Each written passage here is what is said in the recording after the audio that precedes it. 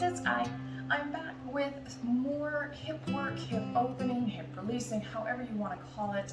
Not only is this a beneficial thing for those of us who sit at a desk all day and just get really tired, but I have, as of late, gotten a lot of questions from my members at the gym, from my friends, from here on YouTube. Hey, I'm into jiu-jitsu. I need to open this business up. How am I going to do that?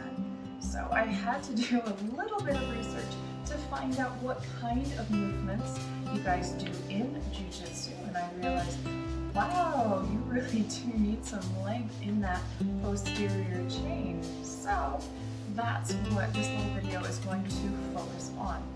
Things you might need, a couple blocks. If you don't have specific yoga blocks, you might have a cat. Or just grab a little stack of books or something that will support you.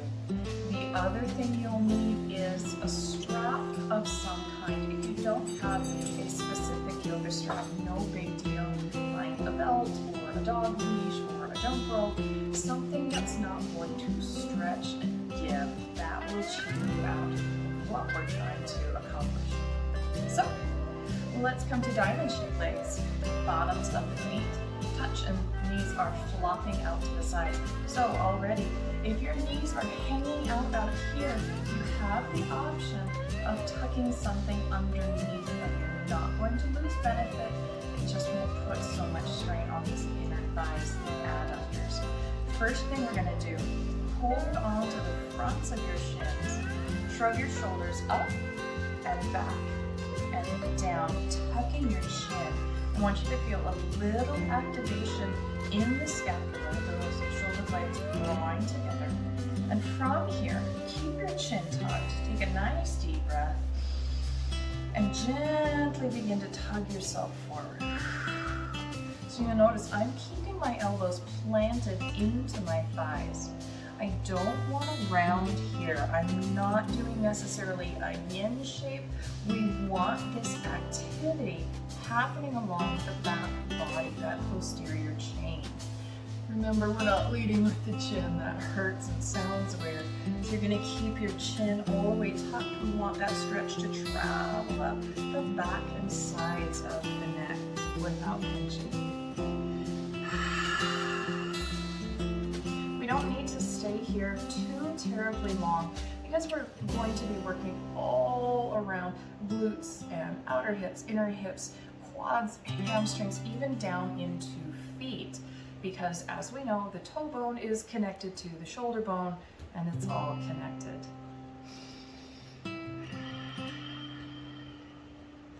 As you progress, we're staying here, but you might be able to remove your little stack or your blocks and start to come forward a little more. Now my elbows are going to flare out to the sides and I'm going to press down as I gently is the key, lead my sternum forward. Again, I'm not leading with the chin. Everything on the back is as long and stretched out as we can get.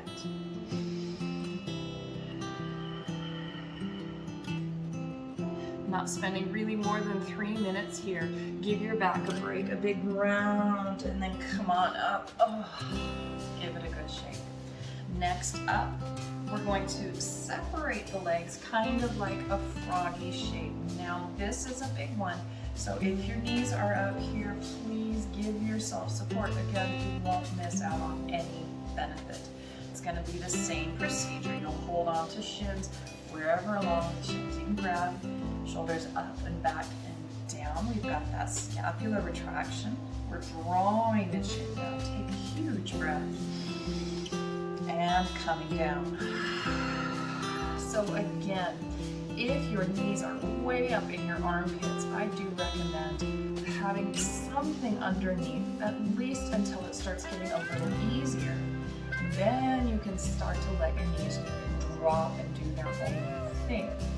Remember, I've been doing this form yoga thing for about 20 years now. Don't worry if your legs don't look like mine, no big deal. So with my knees coming down further, my elbows flare and I get to press down a little bit, tucking the chin, huge breaths.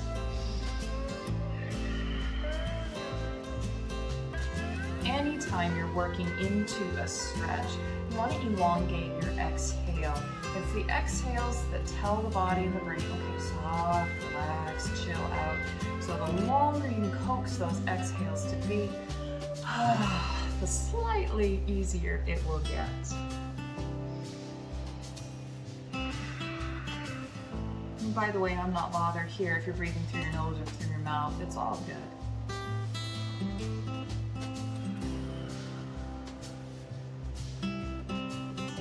We'll come out the same way. Give your back a break, look around, coming on up, and find, some little wiggles. So I'm going to turn to the side so you can see our next bit. You're going to extend legs out front. Line up your ankles. Shimmy your hips a little side to side. We want this bone area kind of flattish. So if you are here and naturally on your own, you're coming to here, no big deal. But I would recommend sitting on something a little higher. That can be a pillow. That can be your little stack of whatever. I happen to have these blocks here. So what sitting on something elevated is going to do is it's going to start to teach your pelvis to tilt a little bit. Now you'll notice this is way too high for me because my knees have started to lock out, and that is not only creepy, it's not safe. So if you need to stack up underneath your tush, please do. So even everything else, do nice and tall. And whatever it is we're using for a strap or belt or dog leash, laps of your feet. Bring it up as high on the balls of your feet as you can, and then we're tugging just enough to draw legs a little closer together. Depending on your anatomy, your ankles may or may not touch. No big deal. So it's the same action. We're shrugging shoulders up and back and down. We are definitely tucking the chin. Deep breath. As we exhale, tug the chest forward. My elbows are glued to my ribs, so I'm not pulling them out. They're not spread out here.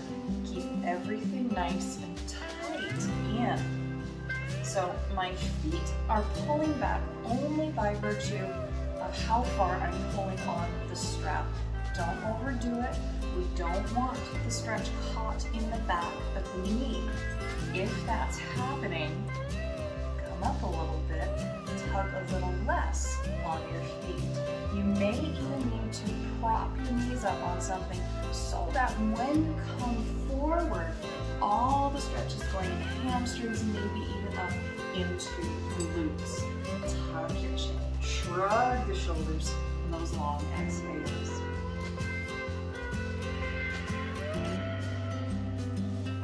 Now as time progresses, you can start to bring your hands up your strap closer to feet. You might even some days be able to hold on to feet. Please hold on to the outsides of your feet, wrapping your thumb around the bottom if you can, otherwise it's on the top. This is not going to do you a whole lot of good pulling those toes back. We'll get to toes, just not here.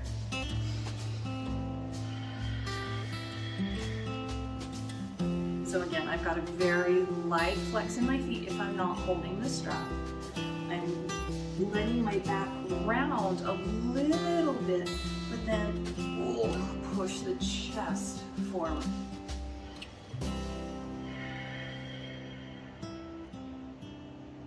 This is not one you'll want to hold forever, maybe at the outside 3.5 minutes. But if you're starting to feel tension creeping across this low back, I'm going to get the heck out of it. Rolling up. Whew. And then bouncy knees, floppy fish feet. So turning back to you. Hello.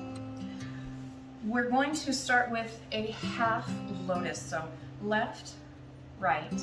I've got my left leg in front, and I'm going to tuck my right toes into the left knee crease. So from this, bring your hands kind of wherever it might be easier in front. And again, we're gonna find the shoulders dropping down. We're tucking the chin, and then we're going to come forward. You might wonder what the difference is between half lotus and diamond-shaped legs. You'll feel it. One hip is going to feel a little more stretched than the other. If you want to shimmy on your way down, I always like kind of moving into the stretches. That's because it feels good to me, but I'm a very wiggly person, so if that's not working for you, no worries.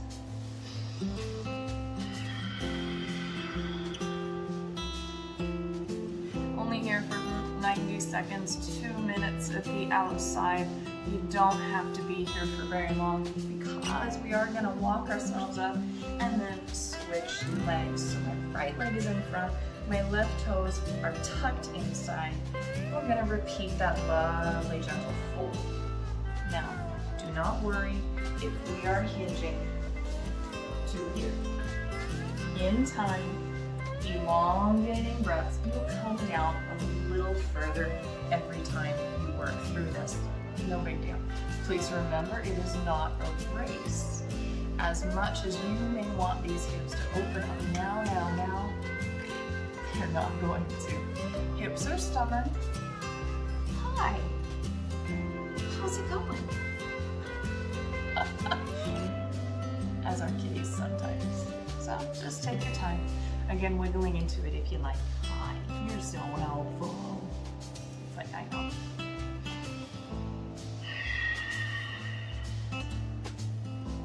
Can you not show everyone your tushy? That'd be nice. Come on up.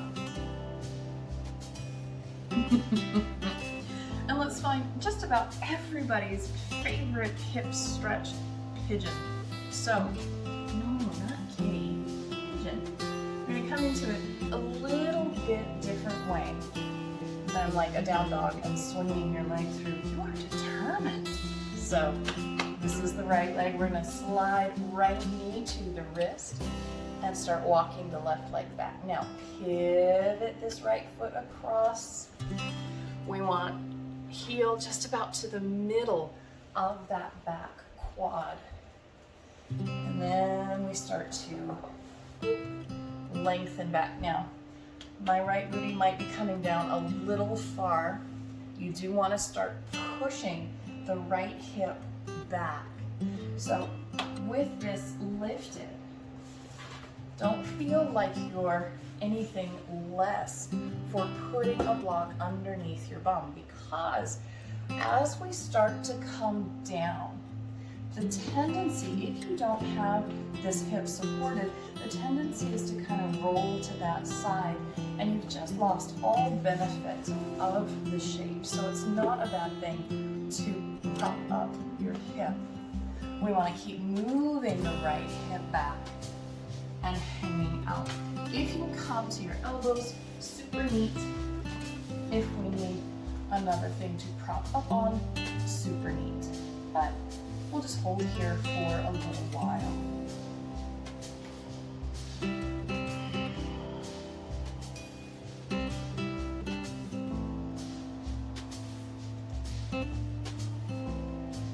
By the by, it is not at all necessary for you to flex your front foot. This is all about your hip. And it feels good, cool, but not required at all.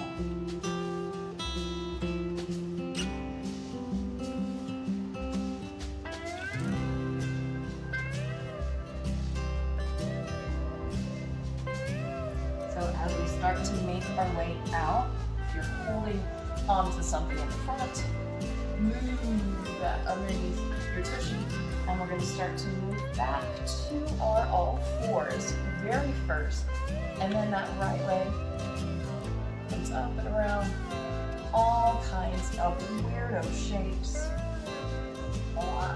smoothing it around. Now, let's get ready for the other side. I'm going to move my block to the other side. So, moving into the left knee is coming forward, and I'm pivoting my foot. So heel is about to the middle of my right quad, and I walk it back. This side happens to come lower for me, so I don't need the block there. Super healthy. I am going to shrug the left hip back, which brings the right hip forward. You can hang on a block. You can bring your palms or elbows down to the floor or mat. Let's breathe. Take your time.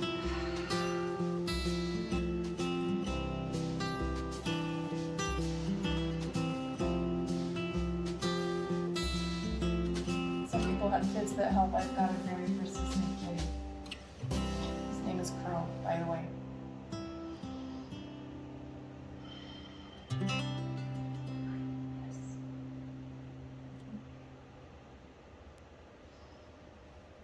So as we make our way out, I'm going to come back onto hands. If you've got a block under here, it goes out. And we're going to start to meander back to all fours, tabletop.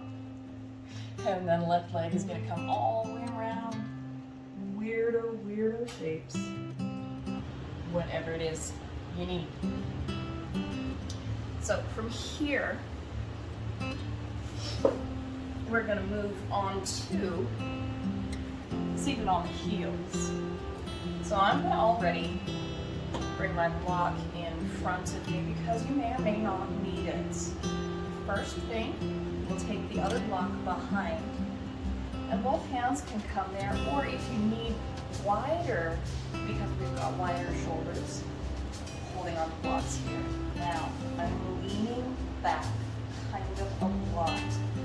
We're going to feel some stretch along the quads, because remember, we've got all of this interconnected, and if one thing's tight, somewhere else is going to be tight as well.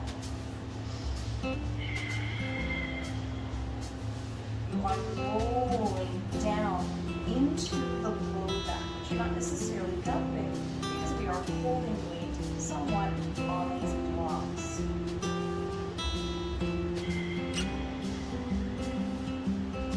Don't have to be here to be terribly long. We do want our legs as close together as anatomy allows.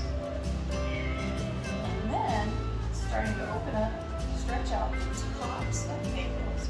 Go slowly, please, and start to release knees. Now, depending on your ankles, your legs, your whatever it is that day, you might be able to start to sit up. Your knees might lift a lot, or not. It's all good. But you're only here for about 15 to 20 seconds. You don't need a whole lot of time with this one. Once you are finished, everything comes down. We're going to move forward, gently pat feet, move everything around, and then starting to move into the feet stretching. You're curling your toes underneath and try to sit your hips back. If this is already pretty intense along the inside and ball of the foot, this is where you're going to hang.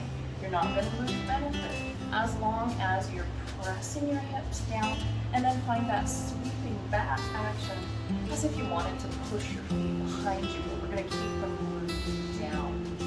So you can stay here all you need.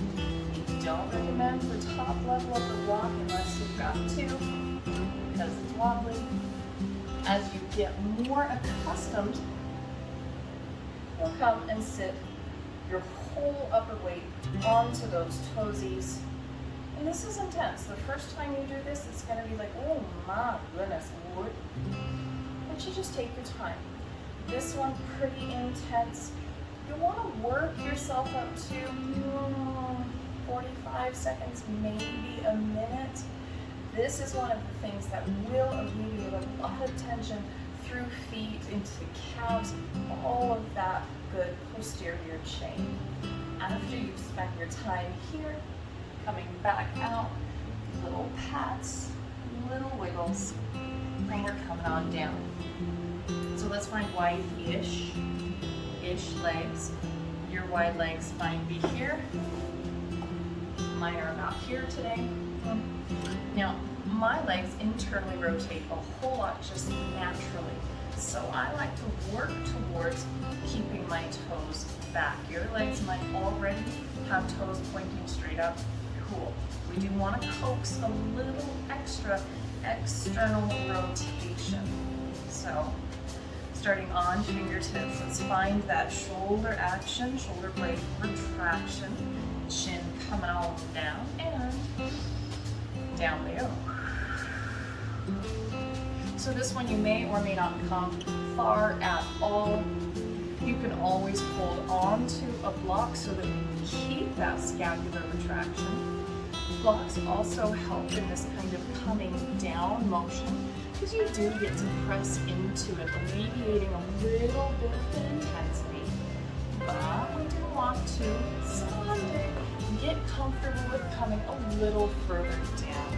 You don't have to kill yourself. This is not Russian splits. It's just opening up. Hello, guys. Adductors.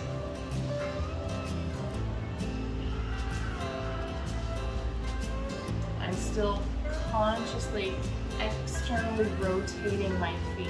That's where a lot of the stretch for me is coming from. You may or may not need that rotation. If you are letting your legs be soft and you're feeling that stretch, you're good to go.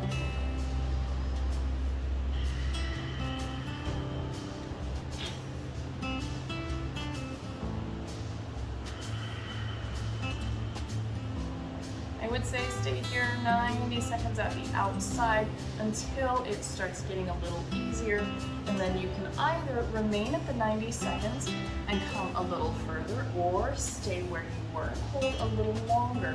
One option is not better than the other, and you can always switch it up.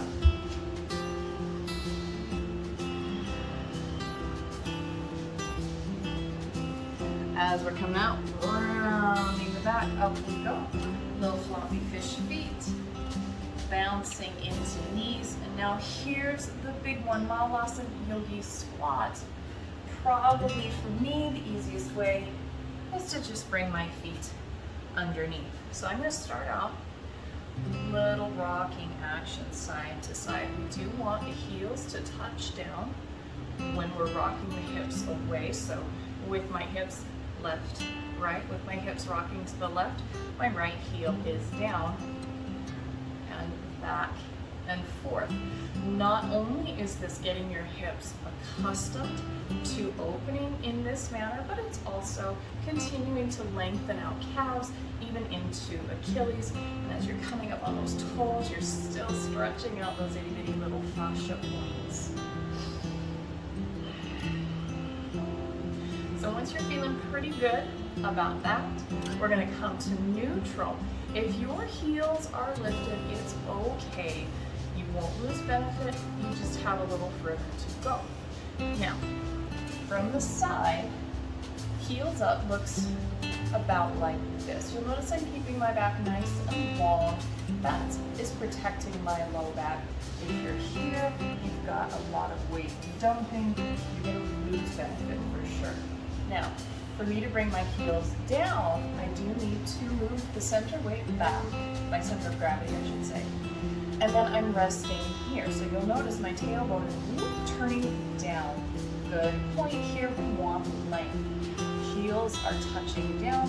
I'm actually having weight sit in my heels, which looks like this from this angle. In yoga, we like to do this thing, pressing the palms together and opening the knees to the side. You don't have to have the prayer hands as long as you're getting this press apart, leaning a little more weight into your heels, you're good to go. This is intense. Even for those of us who have done this a long time, hanging here is not always the most comfortable thing. So as soon as you start feeling those little hints of aching, we're going to move on to side stuff, that lateral movement. So from here, remember left and right. We're going to wiggle those hips to the right, coming up on the right toes. Hold on here, fingertips or maybe even a block. You might want to go ahead and grab a block for the next part. Anywho, so my right heel is lifted. I'm going to extend my left leg. Now, please, please, please be careful. My knees are super bendy. If yours might lock out, be careful. Ideally, we don't want them to. I'm going to flex my foot a whole lot, and I'm going to flex into my quads and fall. So from here, we're going to play with extending that left leg, turn the right knee out to the side, and maybe drop down onto the heel. So this is already a good place to be. Trying to sit nice and tall. You're going to feel it along the left adductor. And from here, we're still opening up, pressing the right knee behind. Now, if this is pretty comfortable, if you're able to hold this for 45 seconds, the different part is we're going to internally rotate that left foot. You'll have to bring it a little closer because we're going to roll the outer edge of the left foot down.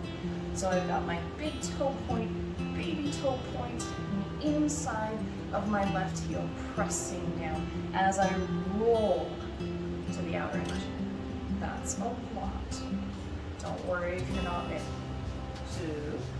I'm going to give my right ankle a break. And I'm going to just sit here for a moment, kind of wiggling everything out. Don't try to go directly to the other side. You're just going to exhaust your joints and your body, and that's no fun. So after we've been here for a minute, what else? I'm going to meander into my Malasana Yogi squat over here on the left so that I can start working that away. So I'm going to press my knees apart and I'll start to shimmy a little side to side. Remember, I'm a wiggly person. I love to shimmy. You don't have to, but it's fun. So from here, I'm going to move my weight to that left leg. My left heel is lifted. I'm going to start to extend the right leg. If you're here and you want to perch on your heel, cool. It's a lot of pressure down on those toes. So if this is where you'd like to be, just go with caution.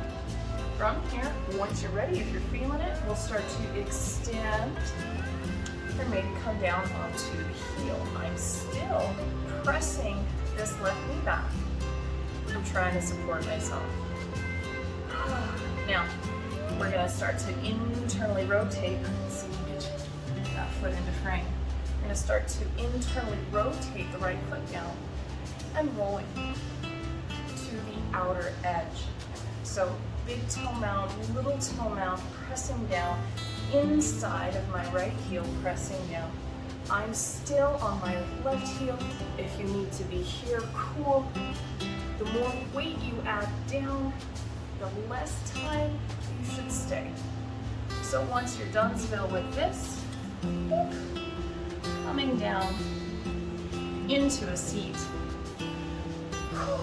And yeah, that's raising my heart rate. That's increasing how fast I'm breathing because it's a lot of work and I'm talking a lot. Starting to unwind all of this. So I'm going to turn this way. This is now right and this is now left. So I'm going to lean to my left. And I'm going to tuck my right foot underneath. Now my right hip is lifted, so here's one of my favorite cues of all time. Take your right hand to your left butt cheek. It's going to look like this. And just untuck your tush. We want to get about even pressure down into the hips. So this is marvelous. If you do need to bring this right leg out to the side and you're actually putting your arch down, I would recommend propping up your bum so that we can get the bottom of the top of the foot down. We want to build good habits, right? And even so, I like having my hips up a little more anyway. Helps me get a little more range of motion and get a little more stretch into that right hip. I'm down on my knuckles because I have T-Rex arms and they don't quite reach. But you go where you need. If you need a little more, you're going to squeeze into both glutes and lift your hips. You're still going to feel it more on the right side because of the position of your right foot. It's all good. So, to untuck, lean opposite. I'm going to ditch the block. I've got balance amazing. We'll start from scratch. So, right, left. I'm going to lean to the right. I'm going to tuck my left foot underneath, and then I'm untucking that right hip. So I'm starting to lean back. And remember, if you've got your arch of your left foot down, please, please sit on something higher. Build good habits. And then again, if you want that extra bit of intensity, we're flexing the both glutes. And breathing.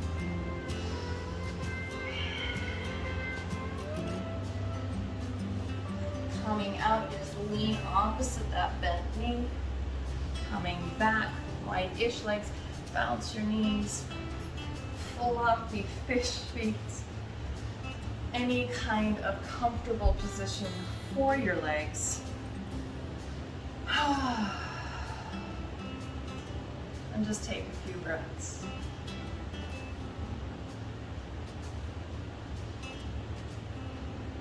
And so there you have it. Opening all around, under, and on top of the hips. Remember, go at your own pace.